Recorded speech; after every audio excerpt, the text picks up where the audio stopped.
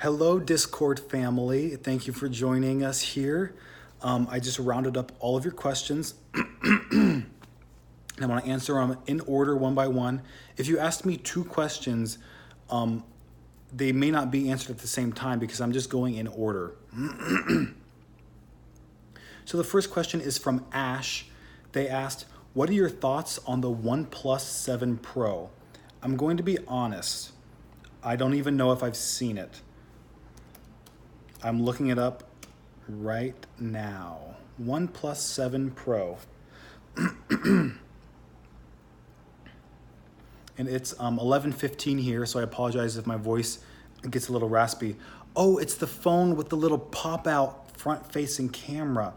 Yeah, it's interesting because one of the only things keeping companies from making an edge-to-edge phone is the front-facing camera. That's why you're seeing cutouts and things like this, so that you can have a display that goes all the way to the top edge.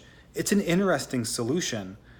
I don't I don't think Apple would ever implement it that way. I think ideally you would have the front-facing camera behind the display at some point when that technology is possible. I don't know much else about it. I'm just looking up photos right now. The problem is it still runs Android. I'm not a fan of Android. But I mean, it looks like a pretty good phone. I mean, it looks solid. The next question is from Big Chungus. They asked, if you had a budget of $1,000 and $12,000, would you get a Nissan or a Holden? I'm not sure what a Holden is. Holden. Is that a car brand? It sure is. I'm assuming it's expensive. Holden price.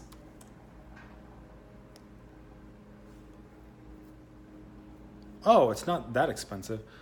If you guys want to see what it looks like, those are what Holdens look like. I don't really like how that looks. I also don't like how Nissans look. But he's saying if I have a budget of what, $1,000? I would get a Nissan. Is a Holden even Japanese? I don't know what country a Holden is. I always go Japanese unless it's Tesla. That's how I buy my cars. Right now I have a 2005 Toyota Corolla. The next question was from Robin Bearheim today. He said, do you know how long Apple will support the iPhone X? I'm not sure. That's kind of a good question. I think they typically support their phones with software updates for like 4 years, 5 years, maybe even 6 years. I think the iPhone 5 had the most support of any iPhone in history, and I think that was 6 years. So about that time. And then he asked something else. Sorry, I'm using my laptop, and it's kind of bulky, and it's really hot, so I don't want to put it on my lap. And do you know you can play Minecraft on the MacBook Air? That doesn't surprise me. I don't think Minecraft requires much computing performance to run. Freshy Boy asked, what do you need for streaming? Yeah, so my streaming setup, as you can see, it's not quite there yet. I need to figure out how to make sure I'm delivering 1080p HD video in my stream. And I need to make sure I get the heads-up display off so that you just see a clear video of the content of me talking. So I'm gonna have to figure that out.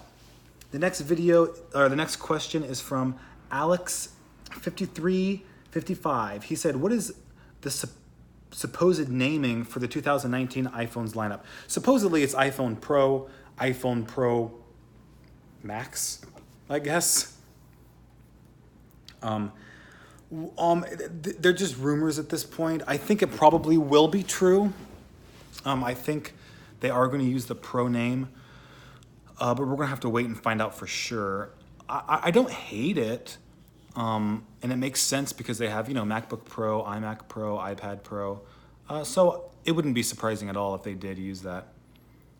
Next question is from Weird People. They asked, okay, so my question is, if the iPhone 2G, which is the original iPhone, was never invented, what do you think the phone industry would look like today? That is such a good question, Weird People. What would the phone industry look like if the iPhone had never been invented? I mean, it's really hard to say. If you look at the path we were going down in 2006, before the iPhone was released in 2007, I mean, BlackBerry was the big player in the smartphone market. If you look at like a BlackBerry from 2006 today, you would say that is not a smartphone. That looks like the stupidest phone I have ever seen in my life. And they weren't that great. That's why the industry needed to be revolutionized. But I think it would have continued down that path. And after the first iPhone was released, BlackBerry did continue down that path. They released updated BlackBerry models with a physical plastic keyboard and no touchscreen. That's part of the reason why they went out of business. Oh, they didn't go out of business, but their smartphone business failed. So it would look much different than it does today. Would it have ever gone down the path of touchscreens and things like that without Apple's involvement? Maybe eventually, but I don't know if it would look the same as today. That's a great question. Thank you for that one. Expert Cobra 1911 asked, Greg, what is your opinions on the 10S series, 11 series, and 12 series? I honestly don't know what you're talking about. I'm not sure what you're talking about. 10S, I'm thinking iPhone 10S. 11 series. Are these cars? Is this Apple related?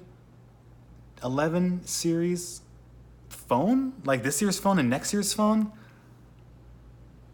I'm sorry, I'm not sure what you're asking. Next week, Expert Cobra, go ahead and clarify your question, and then next week I'll answer it in the Q&A video we do after on Discord.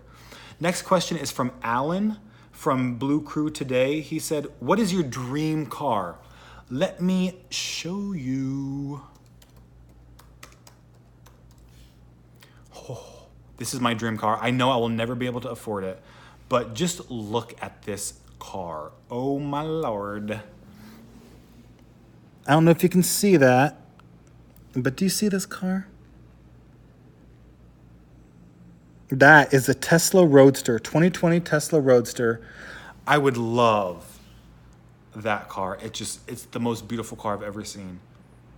I hope Apple comes out with a car. That would be so cool. I would just love to see the design of it. Next question comes from Weird People. Again, question 2, they asked, if you couldn't get a Tesla, what car would you get? That's like perfect timing. Perfect timing. If I couldn't get a Tesla, I would probably get a Honda Civic. I do really like Honda Civics. I love Honda. And I like what the new Civics are looking like. So I appreciate them. I also love the Mazda 3. I think Mazda cars are looking pretty sharp. The next question is from Azerafa today. Oh, Azerafa. Today means when it was posted. I've been saying today. They asked, what is your favorite iPhone? I loved the iPhone 5 design. I remember when the iPhone came out, I thought the design was stunning. Now, my favorite iPhone is the iPhone 10. The iPhone 10, when I used it, it was the first time I got that feeling of using the original iPhone. Like the feeling of, oh my God, this is gonna change everything. And the reason why I got that feeling with the iPhone 10 is because of the swipe navigation. Like the swipe navigation was a game changer, and I don't think it gets enough credit. And I actually made a video on the swipe navigation of the iPhone 10. I forget what the title was, but I went into it in detail, just how incredible it was. And there's a reason why other companies cannot replicate it. Like, it's extremely difficult to do. The team at Apple did an incredible job at implementing a natural feeling navigation on a buttonless phone, which I really appreciate. So I love the iPhone 10. Alex5355 for the second time asked, are you satisfied with the upcoming new MacBook Pro 16-inch? I am really looking forward to the 16-inch MacBook Pro. I'm reading some really good things. The display is gonna look incredible, supposedly. There's gonna be a very little bezel, which I'm excited about. The corners, the display will curve around the corners just like it does on the iPhone 10, so I'm really excited about that. It's going to have the updated keyboard. I'm going to really appreciate that. It's going to have new processors. Supposedly, it may use the current processors. There's still rumors going back and forth on that, but I probably will buy it because I would love to have that. And I use my computer like all day, every day, and I use it for work. Next question is from Brandon64. He asked, hey Greg, do you like Smash Bros. Ultimate? I'm gonna be honest, I bought Super Smash Bros. For my Switch, and I played it like 4 times. I thought I would really get into it. I thought I would really love it, especially with story mode and stuff. But I don't know if I didn't play it enough to like get into it, but I never did. I don't really play it anymore. Maybe I'll try again. But I mainly play Mario Kart. I'm like a huge Mario Kart fanatic. I've played in tournaments, and I'm not bad. If you guys want to add me on Mario Kart, maybe we can race each other. Yeah, and I play some Splatoon, but not nearly as much as Mario Kart.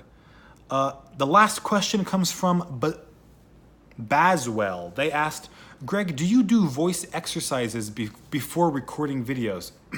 I don't do exercises. I actually do know some vocal exercises because I was a drama major for a year when I was in the University of Cincinnati, so we were trained in that. But what I do to warm up my voice and to get sort of like my energy going is I just read the script. Like I read the script one time through, I get my voice warmed up and ready to go. All right, guys, those are all the questions. I really appreciate you guys watching the live stream. I deeply appreciate all the super chats. You guys went above and beyond today on the super chats. Thank you so much for joining us on Discord. We've got an amazing community that's building here, and I'm really excited to see where it goes. Just thank you from the bottom of my heart. I cannot say it enough. I cannot express it enough. I will see you guys next week for our next live stream, and look forward to the Apple Card video this week. I'm going to do an unboxing and review, and maybe even I'll fit in a video essay this week about Apple product prices overseas. So thank you so much again, you guys. I will see you next week. I hope you have a great night.